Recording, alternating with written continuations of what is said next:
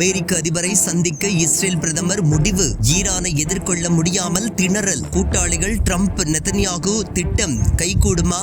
இஸ்ரேலிய பிரதமர் Benjamin Netanyahu புதன்கிழமை வாஷிங்டனில் அமெரிக்க அதிபர் டொனால்டு ட்ரம்பை சந்திப்பார் என்று எதிர்பார்க்கப்படுகின்றது. மேலும் ஈரானுடனான பேச்சுவார்த்தைகளில் கவனம் செலுத்த வாய்ப்புள்ளது என்றும் நெதன்யாகுவின் அலுவலகம் தெரிவித்துள்ளது.